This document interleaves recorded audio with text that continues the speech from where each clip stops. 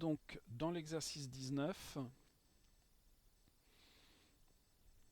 on nous donne une fonction, on nous demande d'étudier sa parité.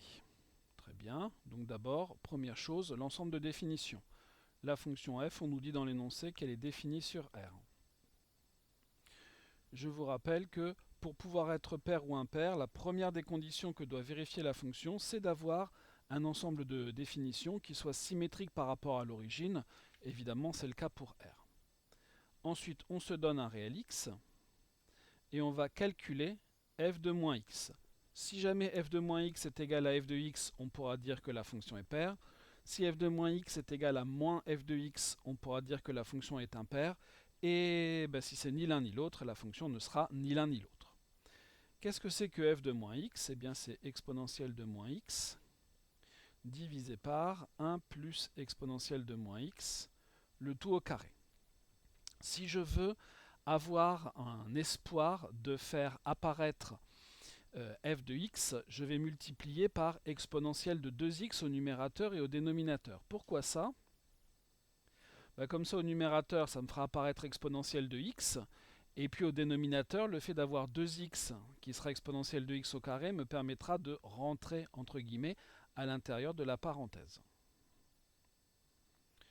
Donc exponentielle de 2x multiplié par exponentielle de x, qui me fait exponentielle de 2x moins x, donc exponentielle de x. Très bien. Et au dénominateur, exponentielle de 2x, c'est comme si j'avais exponentielle de x au carré. Et donc ce qui me permet de rentrer là-dedans. Et ce qui me permet de faire exponentielle de x multiplié par 1 plus exponentielle de moins x, le tout au carré. Ensuite, je vais développer mon dénominateur. Alors bien sûr, on peut aller plus vite. Exponentielle de x multiplié par 1, ça me fait exponentielle de x. Exponentielle de x multiplié par exponentielle de moins x, ça me fait exponentielle de 0. Exponentielle de 0, c'est 1.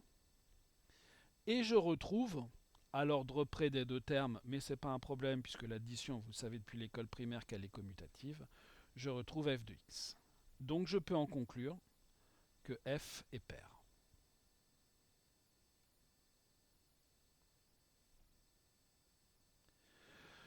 Voilà pour la première question de l'exercice 19.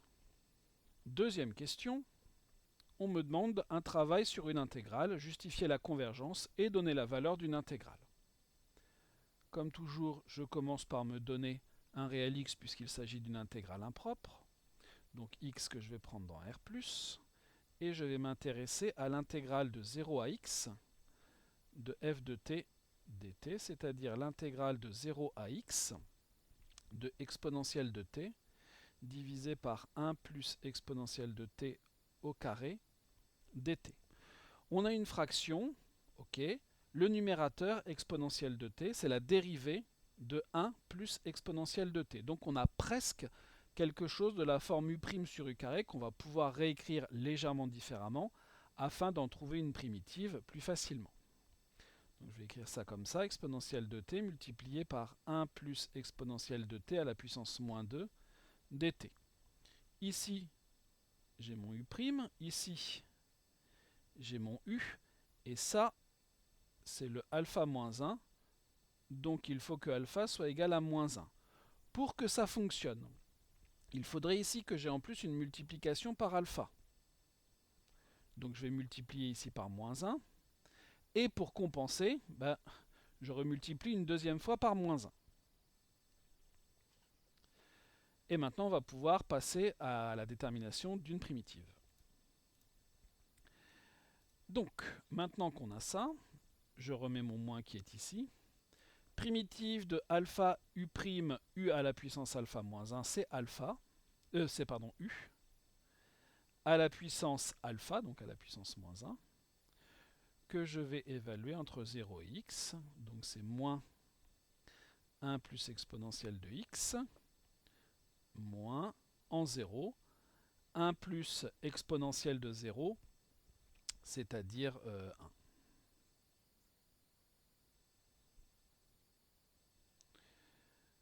Et donc on obtient, j'ai oublié les puissances moins 1, pardon.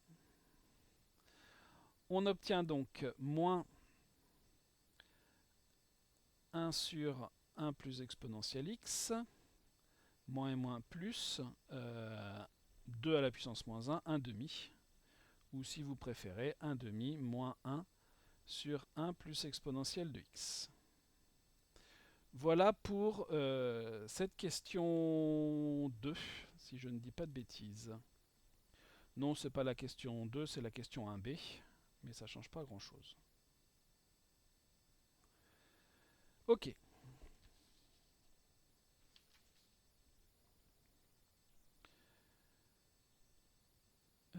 C'était bien l'intégrale entre 0 plus l'infini. Okay. Donc voilà pour ma question 2. Donc, enfin non, pas voilà, il faut maintenant poursuivre puisqu'on a besoin de la limite. Or la limite, quand x tend vers plus l'infini de 1 sur 1 plus exponentielle x vaut 0. Donc forcément, mon intégrale va converger et elle va converger vers 1 demi. J'ai besoin d'une nouvelle page.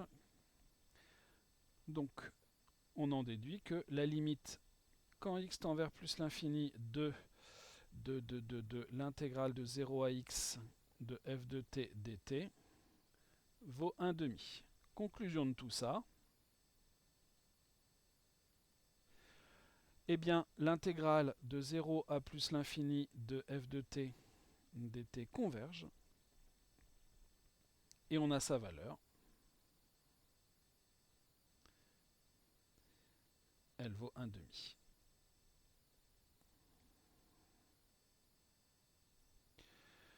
Voilà pour la question 1b.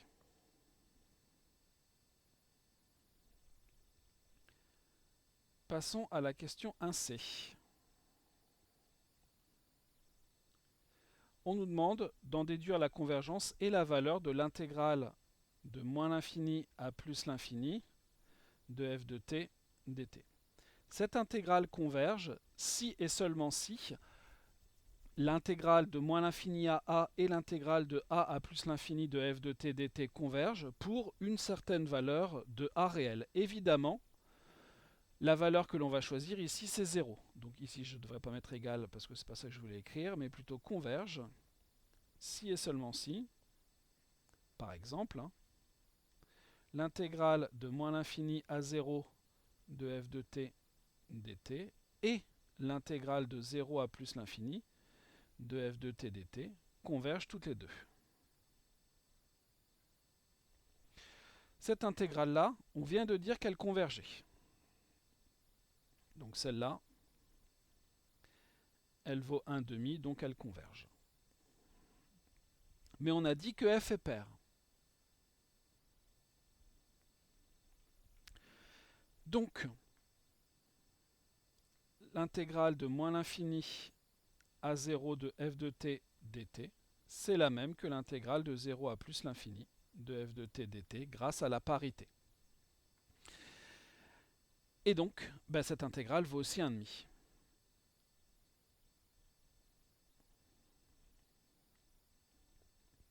Elle converge et vaut 1 demi. Donc, on peut conclure que l'intégrale de moins l'infini à plus l'infini converge.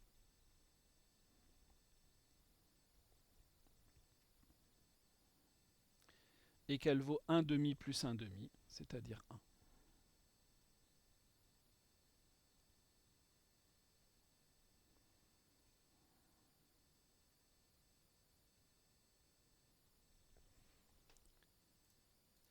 On va étudier la parité.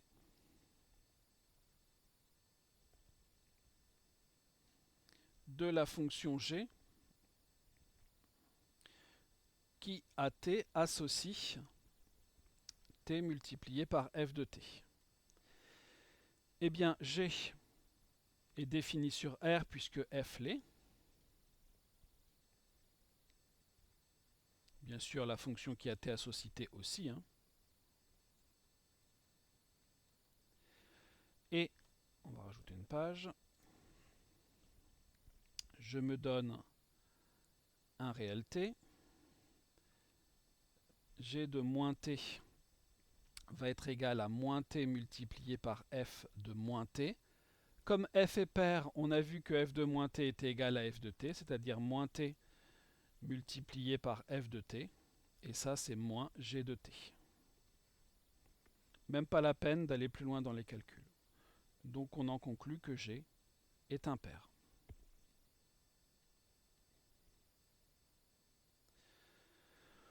Regardons maintenant l'intégrale de 0 à plus l'infini, qu'on va faire de la même façon. Donc je me donne d'abord un réel x.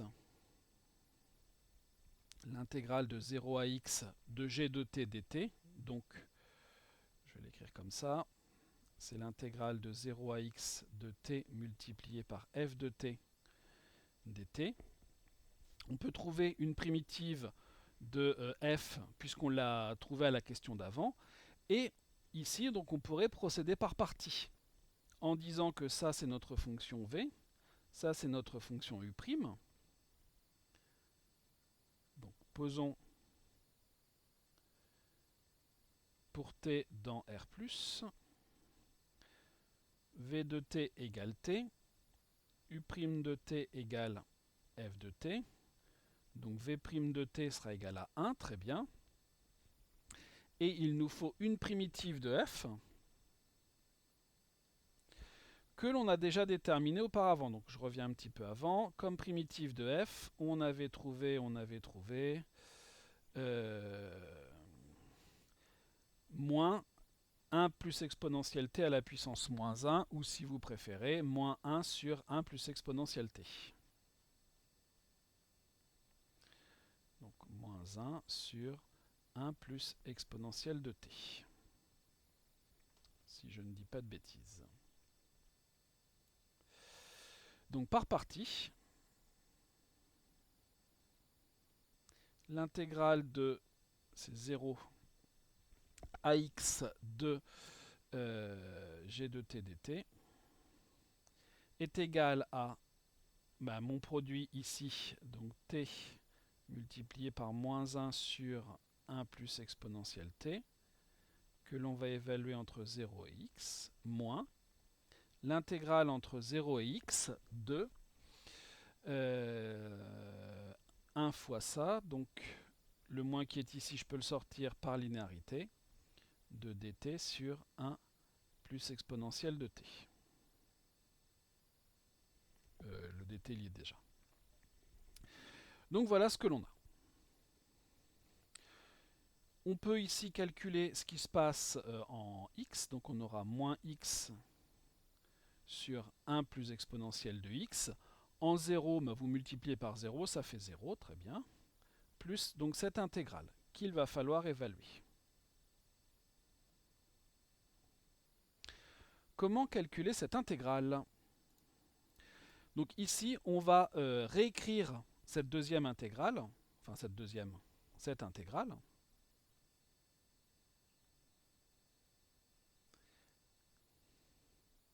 En disant qu'au numérateur, on a 1 plus exponentielle de t moins exponentielle de t, dt. Ce qui nous fait, je recopie toujours mon premier morceau, qui nous gêne un petit peu, mais on va devoir le recopier jusque la fin. Plus cette intégrale, je vais la découper en deux parties. Je vais d'abord dire que j'ai l'intégrale de 0 à x de 1 plus exponentielle t sur 1 plus exponentielle t dt, ça va me faire 1, moins l'intégrale de 0 à x de exponentielle de t sur 1 plus exponentielle de t dt. Donc j'aurai moins x sur 1 plus exponentielle de x, plus, il me faut une primitive de cette chose-là qui vaut 1, hein.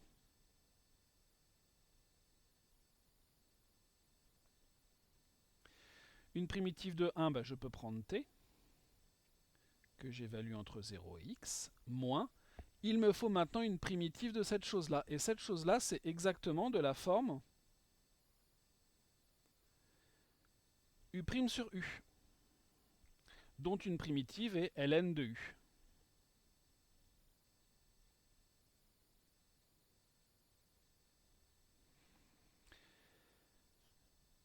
Il me faut une autre page.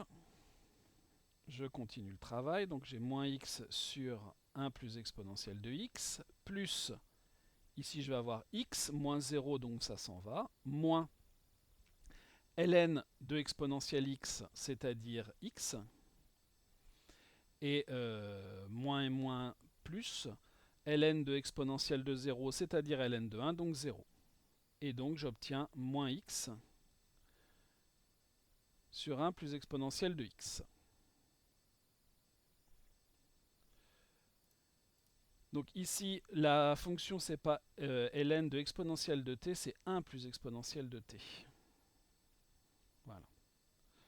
Donc ici, j'aurai donc moins ln de 1 plus exponentielle de x, moins et moins plus ln de 1 plus 1 plus exponentielle de 0, donc ln de 2, et moins ln de 2, il est là, il est bon. Ça marche. Ici, cette première fraction, elle va clairement converger vers, ça va tendre vers 0, ça va pas me poser de problème. Il va me rester un souci entre ces deux-là. Mais là aussi, on peut s'arranger en disant que x, c'est ln de exponentielle de x.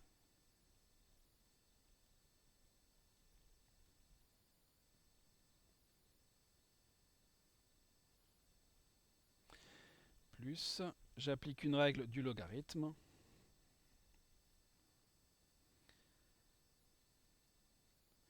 Et voilà pour mon intégrale. Maintenant, il va falloir étudier la limite. La limite, quand x tend vers plus l'infini, de moins x sur 1 plus exponentielle de x, je vais multiplier au numérateur et au dénominateur par exponentielle de moins x. Donc j'aurai moins x exponentielle de moins x, divisé par exponentielle de moins x, plus exponentielle de moins x multiplié par exponentielle de x, ce qui me fera exponentielle de 0, donc 1. J'ai oublié de marquer limite ici. Si vous regardez bien, par croissance comparée, le numérateur tend vers 0 et le dénominateur tend vers 1. Donc ça tend vers 0 par croissance comparée. Ensuite, ma fraction qui est ici, la limite quand x tend vers plus l'infini de exponentielle de x, bien sûr c'est plus l'infini. Même petite astuce que tout à l'heure, la limite quand grand x tend vers plus l'infini de grand x sur 1 plus grand x, c'est la même que la limite de x sur x, c'est-à-dire 1. C'est un quotient de polynôme. Donc par composition, la limite quand x tend vers plus l'infini de exponentielle x sur 1 plus exponentielle de x vaut 1. Je compose avec le logarithme. La limite quand x tend vers plus l'infini de ln de exponentielle x sur 1 plus exponentielle x vaut 0.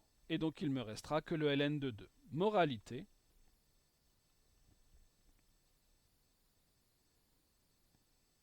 l'intégrale de 0 à plus l'infini de t multiplié par f de t dt converge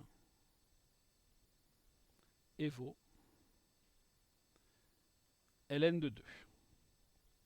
La première partie de la question est faite. La deuxième, elle va être super facile, puisque l'intégrale de moins l'infini à plus l'infini de t f de t dt converge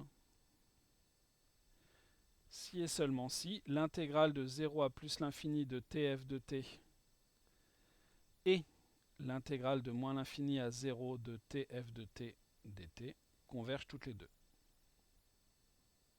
La première, on vient justement de dire qu'elle convergeait. La deuxième, par imparité, l'intégrale de moins l'infini à 0 de tf de t dt est égale à moins l'intégrale de 0 à plus l'infini de tf de t dt. Donc bien sûr, elles convergent toutes les deux. Donc l'intégrale de moins l'infini à plus l'infini de tf de t dt converge et vaut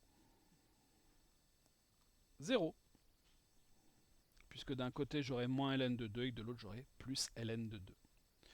Voilà pour cet exercice 19.